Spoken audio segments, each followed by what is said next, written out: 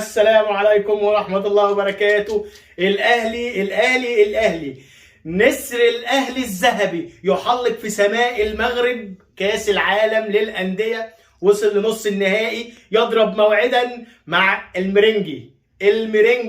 هنكسب الميرينجي؟ ليه ما نكسبش؟ زي ما كسبنا اوكلاند، زي ما كسبنا سياتل سواندرز، نقدر نكسب الميرينجي. وليه لا؟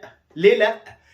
انك يبقى عندك امل انك تكسب، دي فرصه انك ممكن تكسب. لكن لو انت فائد الامل انك ما تكسبش وتدخل خسران، يكفيك شرف المحاوله. قفشه ولدنا، قفشه هو ولدنا 19 قفشه صاحب القضيه، يقضي بالقضيه الثانيه. 85 88 فرق 3، وبلاش 3 عشان الناس ما تزعلش.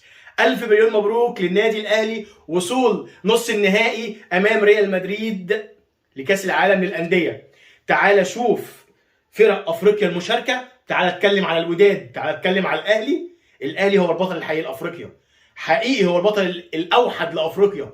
لما تشوف الوداد بيلعب قدام الهلال وبيخسر بضربات الجزاء في عقر داره، طبعا يعني هارد لك للوداد، ولكن بتكلم على البطل الحقيقي لافريقيا. الاهلي هو البطل الحقيقي لافريقيا، وهو خير تعويض للاهلي لخساره لقب كان الاحق بيه هو الاهلي وليس غير الاهلي. الاهلي وكولر وقصه عشق من البدايه يا كولر.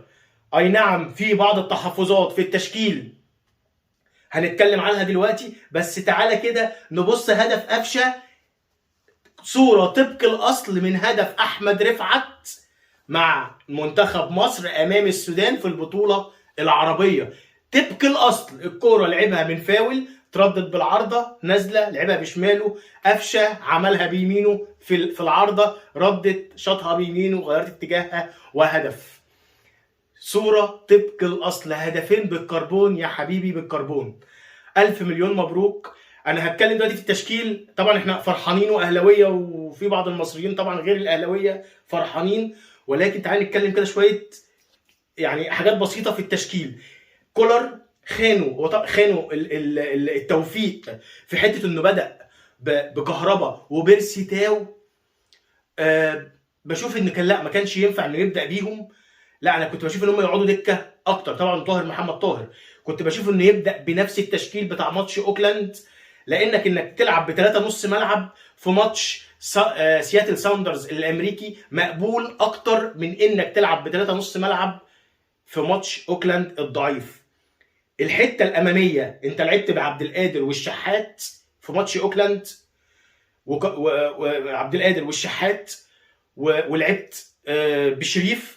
لا، انا كان نفسي تلعب بنفس الطريقه وتبدا الماتش ده بنفس اللعيبه دي، لاسباب انك كنت ممكن تقضي على الماتش بدري وتلاعب بيرسي تاو وكهربا ينزلوا يخلصوا، لان الفريق كان هيتقدم وهو عنده نقطه ضعف في الدفاع كان ممكن يستغلها كهربا وبيرسي تاو. كان اعتقد ان الماتش كان هيكون اسهل من كده، لكن انت كهربت الدنيا، لعبت لعيبه، ركبت الفريق بدري على الاهلي، وكان عنده الاستحواذ اكتر، الفرص اكتر، محاولات على المرمى كانت اكتر.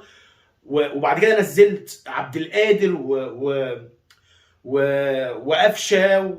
طبعا انا كنت بشوف لا، كان يبدا بالتغييرات دي، يبدا بيهم اساسي. هو ده اللي كان طبعا غير الطريقه، يعني لعب كان بادئ ب 4-3-3، غير الطريقه بالتغييرات دي، لعب ب 4-2-3-1 اللي هي اساسا بتاعه الاهلي. انا بشوف لا، يعني ما كانش يبدا بالبدايه دي، لان خلت الاهلي البساط ينسحب من تحتيه شيئا فشيء، وفي وقت ان كنت تحس ان انت هتخسر. دي كانت يعني حاجه كده عند كولر. والمعلق لما يجي يقول لك الاهلي بيعرف يستدعي الحظ، ده معناه ان الاهلي بيعمل اللي عليه وبيتعب وبيبقى عنده الرغبه، عشان كده التوفيق بيكون في صفه. عمرك ما هتكون مريح ومتكاسل وما بتتحركش ولا بتلعب ولا بتحاول والتوفيق يجيلك لحد البيت. لا،